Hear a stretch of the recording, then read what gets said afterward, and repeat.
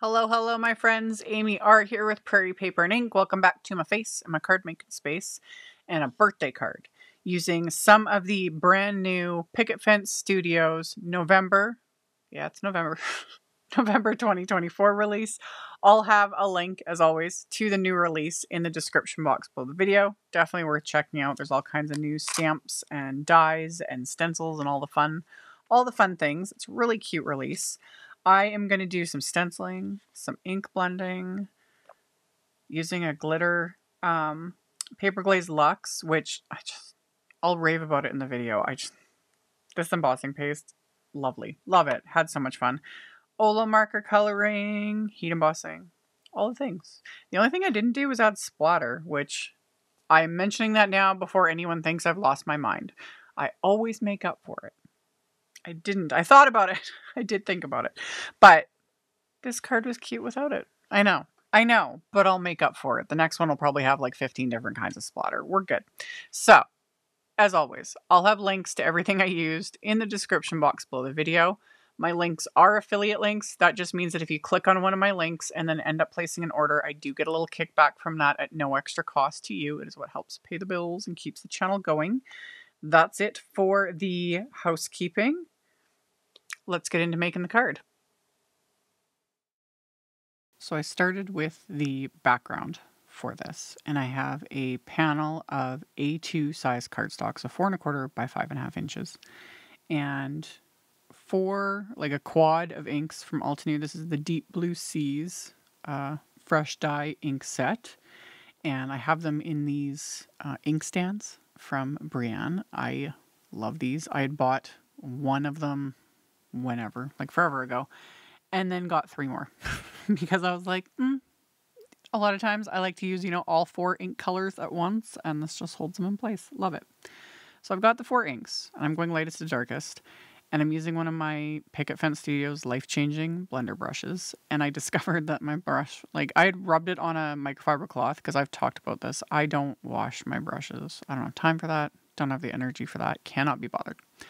But I discovered that even though I'd rubbed the brush on a cloth, that there must have still been some yellow ink in it.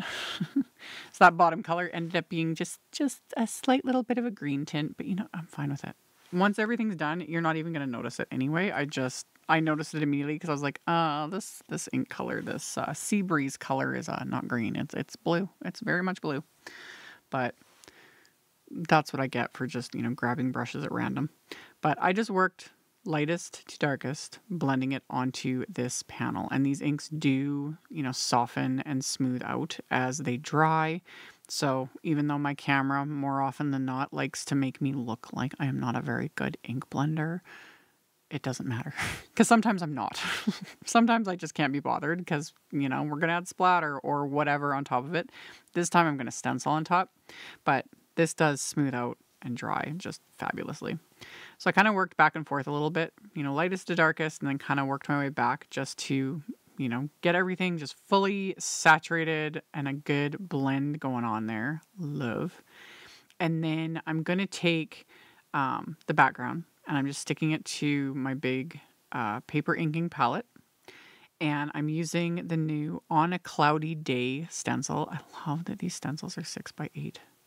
Because if you want to do larger cards, or slimline panels, that sort of a thing, you don't have to move the stencil, whole thing. Plus, this is clouds. I love clouds. You can use them for so many things, scene building, all that sort of stuff. So I've got the stencil in place. And then I'm using the Paper Glaze Luxe in Twinkle Lights Silver. This stuff is so pretty. I wasn't 100% certain how this paste would work over top of an ink blended background like this, like a background that these inks are technically water reactive, and a lot of times you can apply a paste and it will absorb that ink and tint it, and it just ends up sometimes looking a little weird. So I wasn't 100% sure. This didn't do that. And also it's so pretty. I love it. I love it. I love that it's not white.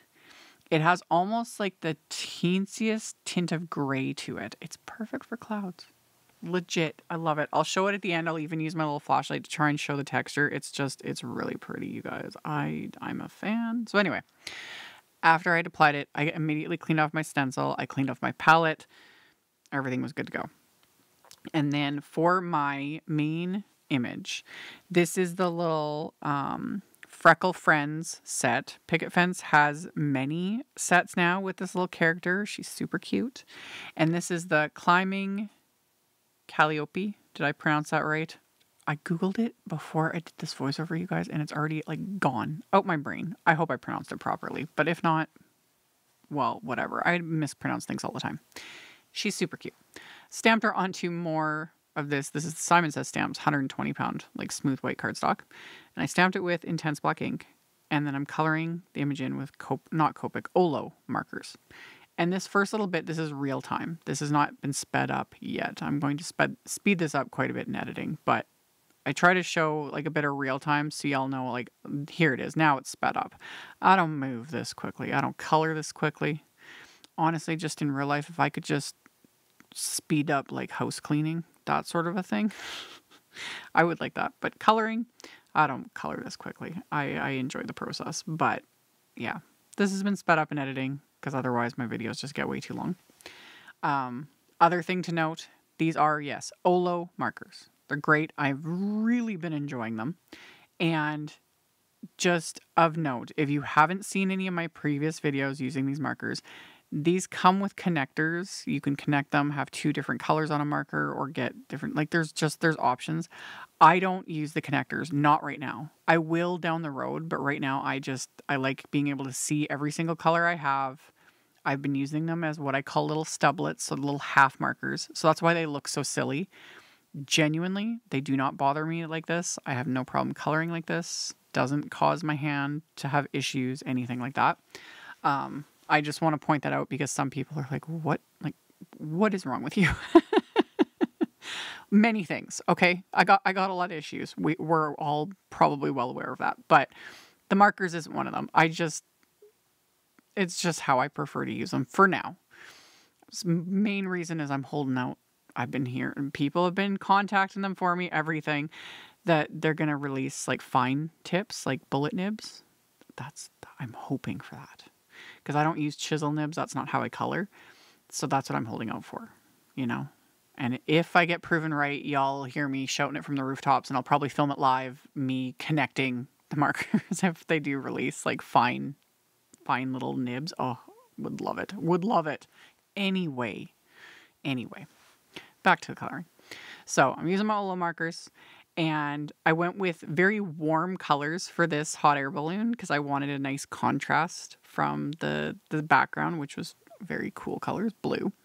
So I did a combo, not, in a way I don't normally do. Normally I would do like rainbow, all rainbow, but this time I was like, ooh, like kind of pinky, peachy, yellow colors. It's just fun. So I colored my little character first, did the hair and the skin tone, and then started doing everything else. The hot air balloon and the little basket and the two little puppy dogs. Like they're just going on an adventure. I love it. So colored them in, and yeah. Don't have anything life-changing really at this point with anything I did. I kept everything pretty basic, other than I went over the little ropes and the parts holding everything together with a warm gray OLO marker, just to kind of tone everything back a bit, just cause. And then for my little highlights, I'm using my Jelly Roll pen. As usual, I don't really follow any of the rules when it comes to like a light source, things like that. I just add little dots and highlights wherever I think they're gonna look nice, Again, nothing too life-changing. It just is. So yeah, went around, added them wherever I thought they would work. Went over the little lines on the basket with it, that sort of a thing. And then this is where I did something a little different, because I don't hardly ever do this.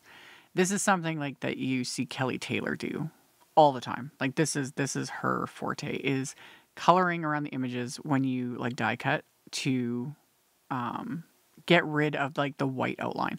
I 99% of the time, the white outline does not bother me in the least. I just can't be bothered, but it does look nice. And I thought this time I was like, I'm gonna do it. I'm gonna be Kelly today and color. Although her coloring is a million times better than mine. The things she does with alcohol markers, it's crazy. So I took 3 shades of blue OLO markers, because since my background is ombre, going darker to lighter, so I couldn't do just one color. And I went around the outline and then the open areas with this to finish it off. And I do like it. I might have to do this more often. It does give just that extra little finishing touch. Do you have to do it? No. But it only takes a couple minutes, and I like it. It really did just kind of amp it up a little bit. So I worked kind of darkest to lightest. So I did dark right along, the very top of the outline, and then took in a medium blue, most of the way down, and then the lightest blue, blended them together, and then just finished off that last little bit of the outline. And yeah, it's another one of those little subtle things you can do that just steps it up a little bit. So blended it out a little bit more because my blend there wasn't very nice. And then that finished off the main image of this, and it's just gonna kind of fit in nicely with the background. And then for my sentiments, I'm using sentiments from that same little stamp set, and I just grabbed a scrap of black cardstock, and I used my anti-static powder tool on it, and I'm going to stamp a couple of these sentiments with some clear embossing ink, and then coat these with some detail white embossing powder. So get that on there, tap off the excess. I end up putting the lid back on and realizing I was a little too rough tapping it off. You just need to tap it gently. So put the embossing powder on there, and then I'm going to melt that with my heat tool so everything is smooth, shiny, melted. And then let that cool off for a second. Use my microfiber cloth to buff away that excess anti-static powder. And then I'm going to use the coordinating wafer dies to die cut both of these sentiments. And then I'm going to do the inside of my card. And my card is going to be a top folding A2 white note card. So 4 1/4 by 5.5 inches. And I've got my card base here. And I have my card base laid out onto my paper inking palette. And I put a piece of Post-it tape right at the score line so I don't get anything past the score line. And I'm using that On a Cloudy Day stencil again, and the Sea Breeze ink, the lightest blue shade that I'd inked with earlier. And you can't really tell, filming straight down like this, but I am barely touching the brush to the background. Like just very lightly brushing it, just swirling it in the ink lightly, and then very lightly brushing it because I just want just a soft, the soft image on the inside. So I've got all those little clouds. So got all of that, removed it from the palette, removed the Post-it tape, and then I'm going to stamp the little happy birthday stamp from that same set. I'm going to stamp that with the black ink. And I was going to leave it at that, but there's that little banner image, and then there's 2 little birds in that set, and I was like, they're really cute. So I decided to just stamp them right above the sentiment, just using that black ink, using my acrylic blocks, just eyeballing it. And I'm going to color these in with my OLO markers. And again, normally I don't do this. I always finish the insides of my cards, whether it's like just a sentiment or stenciling, things like this, whatever.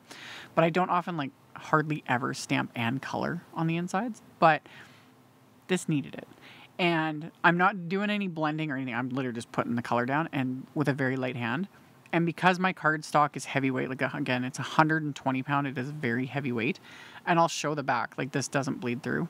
When you do blending, especially with the OLOs, because they are very juicy markers, even through this cardstock, it will show through the back normally.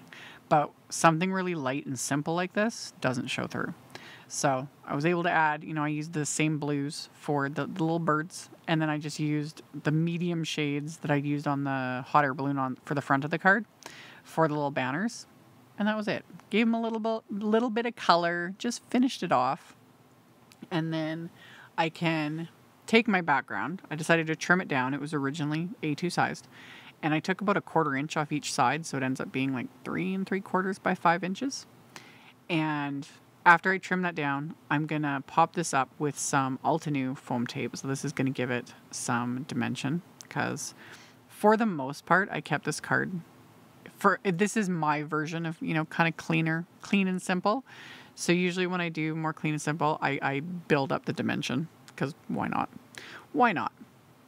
So popped up the background with the foam tape, and then I'm going to also adhere my little hot air balloon girly with foam squares.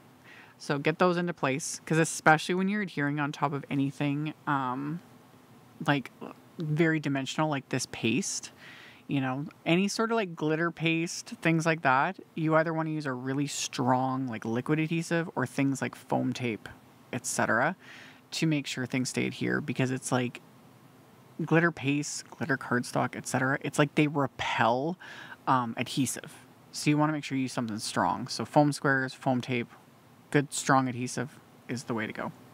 So pop those into place, pop the sentiments into place with the foam squares, and that finished off the card. So I use my flashlight to show, it shows more of the texture, because even though it's got glitter in it, it is not in your face glittery, if that makes sense. It's pretty. This is like might become like my go-to paste for clouds, because I love, like I said earlier, I love that it's not like stark white. You know, it's got that little bit of gray to it, but then it's got that like sparkly, twinkly light look. I love it. I love it. It's so fun. So that was the card. Like I mentioned in the intro, links to all the things are in the description box below the video. Thank you all so much for hanging out with me, and I'll see you all very soon in another video. Bye. Thank you so much to my amazing Patreon supporters. For anyone that might be interested in joining my Patreon community and supporting me, the link to my Patreon is in the description box below the video. For everyone else, as always, thank you all so much for taking the time to watch my videos, for thumbs upping, commenting, subscribe if you haven't, I'd love to have you.